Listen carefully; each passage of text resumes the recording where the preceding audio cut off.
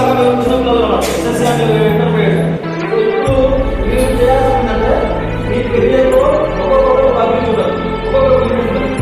మనము మన రూపాలు, మన ఆలోచనలు, మన బాడీ లాంగ్వేజ్ మనం ఎట్లా ఉంటామో, సో మన ఆలోచన కూడా అట్లే ఉంటాయి, అన్ని రకాలు ఉంటాయి. ఒకళ్ళు డాక్టర్, ఒకళ్ళు ఇంజనీర్, ఒకళ్ళు ఐఏఎస్, ఒకళ్ళు ఐపీఎస్, ఒకళ్ళు సైంటిస్ట్, ఇలా రకరకాల ఆలోచనలు ఉంటాయి.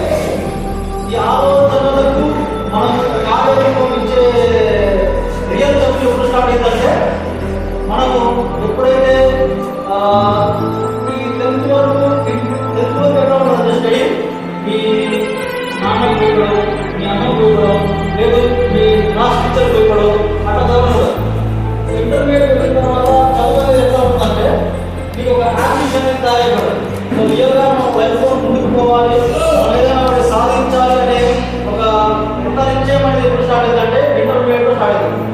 ఇంటర్మీడియట్లో నువ్వు నీ కోసం స్టార్ట్ చేస్తావు, నీ లక్ష్యం కోసము, నీ గోల్ కోసము, నీ ఆశయం కోసము, నువ్వు ఫ్యూచర్లో కావాల్సిన పొజిషన్ కోసము రియల్ స్టడీ ఎప్పుడు స్టార్ట్ అయిందంటే ఇంటర్మీడియట్లో స్టార్ట్ అయింది. 10th వరకు స్టడీ ఎట్లా ఉంటుందంటే నాడు అమ్మ అనవదు. కానీ మీరు ఎప్పుడైతే ఈ భావాలు ఇప్పుడు ఎగ్జాంపుల్ చూస్తూ ఉండదు, మూవీస్లో కానీ బయట ప్రపంచంలో కానీ ఒక్కొక్కరు ఒక ఫ్యాషన్ ఉంటుంది. ఫ్యాషన్ నథింగ్ బట్ మీ ఆలోచనలకు కార్యక్రమం ఇచ్చే ఒక కార్యక్రమం. ఫ్యాషన్ అంటే వేసుకొని చెట్లు వేసుకొని తెలియదు కాదు. ఫ్యాషన్ అంటే మీరు చేయాలనుకున్న పని, మీ ఆశయాలను ఎదుర్కో. సో అది ఎప్పుడు మనం డెవలప్ చేసుకోవాలంటే ఈ స్టేజ్ డెవలప్ చేసుకోవాలి. నువ్వు మొత్తం నీ చేతిలో ఉన్న అవకాశాలు చేయాలి. తర్వాత నేను ఒక కోరుకోవాలంటే కుదరదు. ఎందుకంటే ప్రతి ఒక్క దానికి ఒక లిమిట్ అనేది ఉంటుంది. సో మీరు పవన్ కళ్యాణ్ మూవీ చూసారా ఈ మధ్య కాలంలో? సో దాంట్లో అందరం ఈ ప్రపంచంలో దగ్గరికి వచ్చాము, ఒక టైం వరకు వచ్చాము. అందరం ప్రతి ఒక్క పని చేసుకోవాల్సిందే. ఎంత సంపాదించుకున్నా, ఏం చేసినా, ఏం ఉన్నత స్థానికైనా దీన్ని వదిలి వెళ్ళిపోవాల్సింది. సో ఈ వదిలి వెళ్ళిపోవడం ఎట్లా ఉండాలి అంటే మనం ఒక ముద్ద, ఒక మార్క్ అనేది వేయాలి. ప్రపంచం పైన, సమాజం పైన, మన పైన మనం. సో ఎప్పటి నుంచి డెవలప్ చేసుకోవాలి అంటే ఇప్పటి నుంచి డెవలప్ చేసుకోవాలి. ఎప్పుడైనా స్థానం ఒకదానికి నేను ఉండదు. ఇప్పుడు ఒక ఉద్యోగం ఉంది, ఒక ఉద్యోగానికి ఈ క్వాలిఫికేషన్, ఈ ఏజ్. నువ్వు నీ లక్ష్యాన్ని, నీ ఆశయాన్ని ఎప్పుడు ఏర్పాటు చేసుకోవాలి? ఇప్పటి నుంచి ఏర్పాటు చేసుకుంటే అప్పటికి సంసిద్ధమై నువ్వు అనుకున్న కార్యక్రమం సాధిస్తావు. ఫర్ ఎగ్జాంపుల్ నీకు ఐఏఎస్ కావాలి, ఇవి ఒక్కొక్కరు ఒక అటెంప్ట్ ఉంటుంది. సో మ్యాక్సిమం 35 years, 38 years నువ్వు ఏదైనా సాధించాలంటే ఈ 38 years కూడా సాధించాలి. నీకు 40 సంవత్సరం నుంచి ఐఏఎస్ కావాలని చెప్పి నీ కోరిక కలిగింది పోయిందని నీకున్న అవకాశం ఆగిపోయింది. ఎప్పుడో ఇంకా మళ్ళీ నువ్వు పిల్లోడు ఉండాలి, మళ్ళీ పెరగాలి, మన రావాలి అంటే నువ్వు ఎక్కడ ఉండవు తెలియదు, ఏం చేస్తావో తెలియదు, నువ్వు ఏం పైగా కూడా తెలియదు. సో ఇప్పుడు ఉన్నదే ఇది చేతిలో ఉన్నది. మీరు ఇప్పుడైనా ఇప్పుడు కూడా మించిపోయింది ఏం లేదు. అర్థమైందా? ఇప్పుడు మీరు ఒక ట్రాన్స్పరెన్సీ స్టేజ్ అర్థమైందా? సీతాకోపచ్చి పర్లేదు కదా, రకరకాల స్టేజ్ దాంట్లో. ఇప్పుడు దాంట్లో మెయిన్ స్టేజ్ ఏంటి? అది సీతాకోపచ్చిగా మారేది. ఇప్పుడు ఏ స్టేజ్ అర్థమైందా? ఇప్పుడు మీరు ఆ స్టేజ్లో ఉన్నారు. మీరు రెక్కలు మించిపోయే స్టేజ్ మీరు వచ్చేసారు. ఒక కార్యక్రమంలో ఒక కార్యక్రమాన్ని పూర్తి చేసే స్థాయిలో మీరు వచ్చేసారు. ఇప్పుడు కనుక మీరు ఒక ఉన్నతమైన లక్ష్యాన్ని ఏర్పాటు చేసుకుని ఆ లక్ష్యం చేరుకునే విధంగా మీ అడుగులు కనుక నాకు పడితే మాత్రము మీరు ఉన్నత స్థానానికి వెళ్ళే అవకాశం ఉంది. నేను ఉన్నప్పుడు చెప్పాను. సో మీకు అందరికీ అవకాశం ఉంటే నేను ఒక బుక్ ప్రకటిస్తాను. ఆ బుక్ ఖచ్చితంగా చదవండి. జోసెఫ్ మర్ఫీ రాసిన the powerful book, the power of subconscious mind. ఈయన అమెరికన్ సైకాలజిస్ట్. మన మెదడు పైన కొన్ని వందల పరీక్షలు చేసి ఆ పుస్తకాన్ని రాశాడు. ఆ బుక్ పేరు జోసెఫ్ మర్ఫీ రైటర్. బుక్ పేరు వచ్చేసి power of subconscious mind. Subconscious mind చాలా పవర్ఫుల్ బుక్. ఎంత పవర్ఫుల్ అంటే ఆ బుక్ చదివినప్పుడే మీకు ఒక ఐడియా వచ్చేస్తుంది. మీరు ఏదో మీకు అర్థమవుతుంది. అర్థమైందా? మీ మెదడు ఏం చేయగలదు?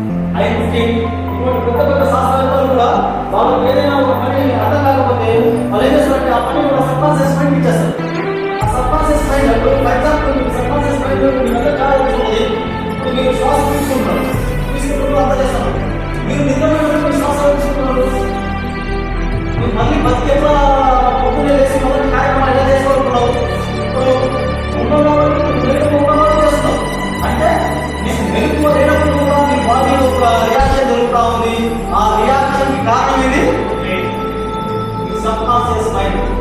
ఈ సబ్కాన్షియస్ మైండ్ ఏం చేస్తా అంటే universal soul connected with the human soul, connected with the universal soul. అర్థమైందా? మానవ హృదయం, మానవ మెదడు అనేది ఒక దైవత్వంతో ముడిపడి ఉంది. ఎప్పుడైతే నువ్వు ఆ దైవత్వాన్ని నువ్వు కనెక్ట్ అవుతావో, ఎప్పుడైతే నీ మైండ్ నీకు సక్రమైన మార్గంలో లక్ష్య దిశలో ప్రయాణిస్తావో, నీకు ఈ సృష్టిలో ఉన్న ప్రతి ఒక్క విషయము నీకు అనుకూలంగా అయిపోయి నీ లక్ష్యం చేరుకునే విధంగా నీకు సహకారం వస్తా ఉన్నది అనేది ఆ సిద్ధాంతం. సో మీరు అనుకోవాల్సినది అయ్యేది బలమైన కోరిక, ప్రగాఢమైన వాంఛ. అర్థమైందా? నేను ఇది కావాలి, దాన్ని ఏ విధంగా కోరుకోవాలి?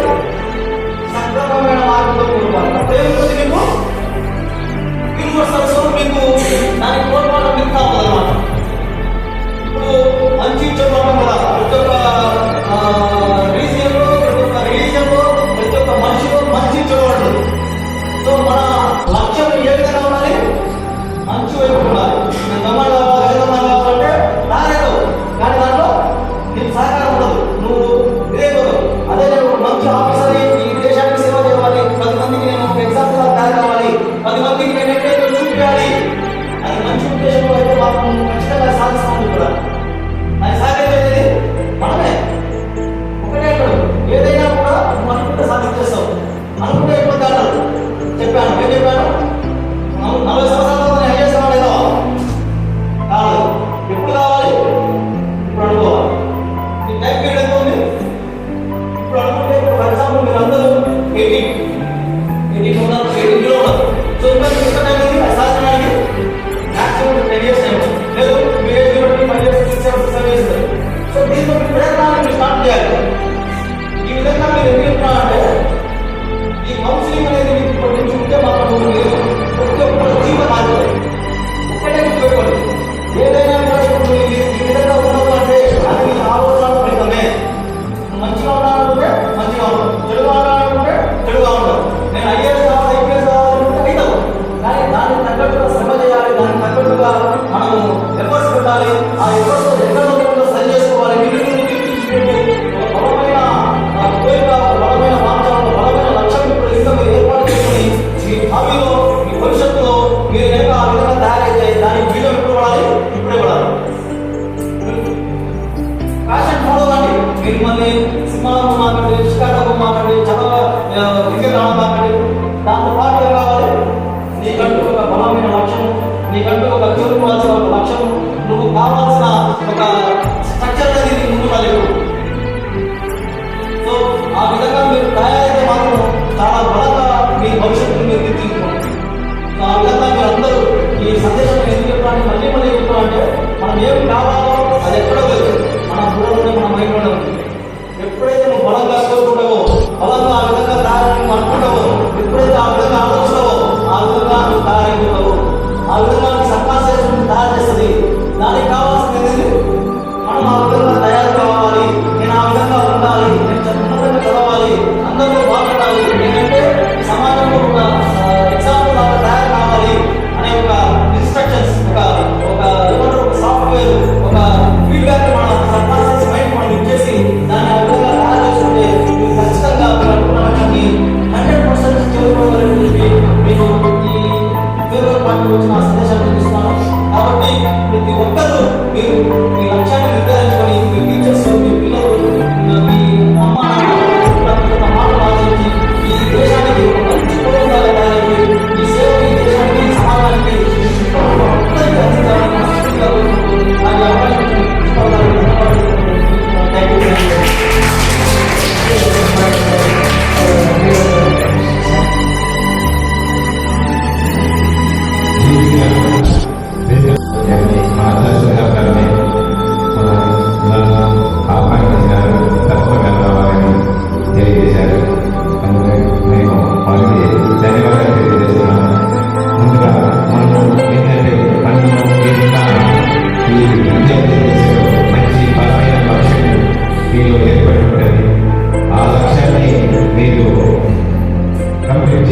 కంప్లీట్ చేయాలంటే ఇప్పుడు మనం బాగుపడాలన్నా, తెలుసుకోవాలన్నా కానీ ఏదైనా కానీ మన చేతిలోనే ఉంటుంది, మన నుంచి పోదు.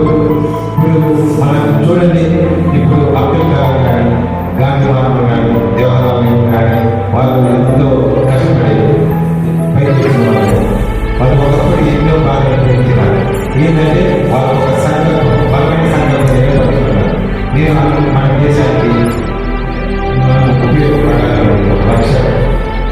ఈ వయసులోనే మీకు మంచి టార్గెట్, మంచి లక్ష్యం మీకు తీసుకునే వయసు. కాబట్టి ఇప్పుడు మీరు కష్టపడితే కలుగుతారు. మీరు కష్టపడితే కలుగుతారు. మీరు ఎంతో మంది డాక్టర్లు, యాక్టర్లు, రాజకీయ నాయకులు, తర్వాత ఇంజనీర్లు అందరూ అయితే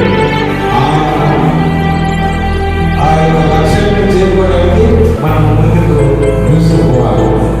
కాబట్టి మీరు ఇప్పుడు ఉన్నటువంటి మీ తల్లిదండ్రులు మీ మీద ఎన్నో ఆశలు ఉంటారు.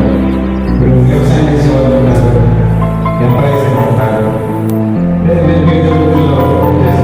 ఇది వాళ్ళందరూ మీ మీద ఆశలు ఉన్నటువంటి వాళ్ళ ఆశయాలను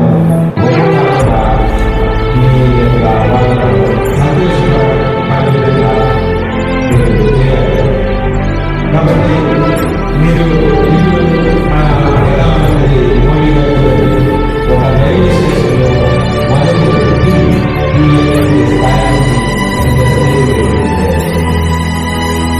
అలాగా వాళ్ళొక లక్ష్యం ఉంది, ఒక టార్గెట్ ఉంది, ఆ విధంగా వాళ్ళు ప్రయత్నించిన వాళ్ళు.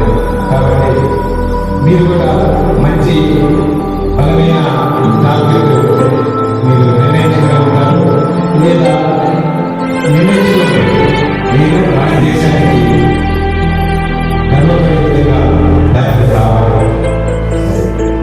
దేశానికి ధర్మానికి సహాయపడే శరీరం గర్వం అంతే కదా. కాబట్టి మనము ఈ జన్మ తీసుకున్నందుకు గాను మీరు కష్టపడి సమాజానికి సహాయపడే విధంగా తయారు కావాలని నేను మీ అందరినీ ఆశీర్వదించే సమయాన్ని మీ అందరికీ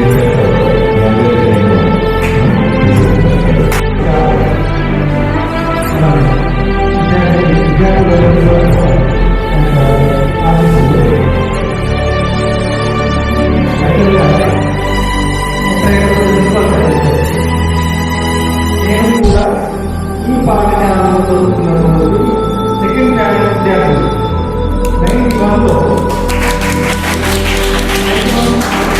మార్చిలో నేను 10th క్లాస్ రాసినటువంటి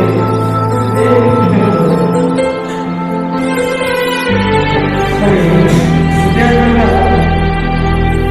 ఈ బ్యాక్గ్రౌండ్ చూస్తే ఎటువంటి ప్రాంతం నుంచి ఏ బ్యాక్గ్రౌండ్ నుంచి వచ్చారనేది అందరికీ పూర్వకంగా తెలుసు. మరి మీ తల్లిదండ్రులు ఎంత కష్టపడి మిమ్మల్ని ఇక్కడికి చదివించుకోవడానికి పంపించుంటారు. మరి వారి బాధ్యత మిమ్మల్ని చక్కగా చదివించడం వరకు వారు ఎన్ని కష్టాలు పడ్డా కూడా వాళ్ళ బిడ్డ చక్కగా చదువుతుంది. వారు పడేటువంటి కష్టం పడకూడదనే ఉద్దేశంతో ఎన్ని కష్టాలు వస్తారో సరే మిమ్మల్ని ఒక చక్కటి వాతావరణంలో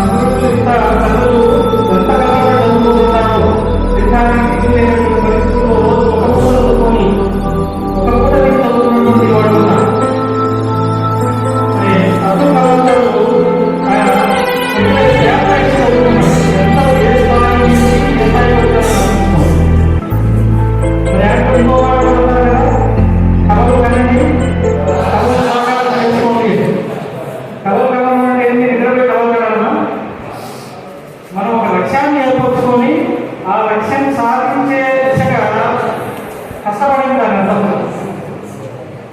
మరి అందరూ కూడా బాగా చదువుకొని రేపు రాబోయే పరీక్షల్లో మంచి ప్రతిభను కనపరుస్తారని ఆశిస్తూ మరి నాకు ఏర్పాటు చేసినటువంటి ప్రజలకి ధన్యవాదాలు తెలియజేస్తూ ముగిస్తున్నాను. Thank you. చక్కగా ఈశ్వర్ మేడం, జయ మేడం గారు, అలాగే రామగోపాల్ రెడ్డి సార్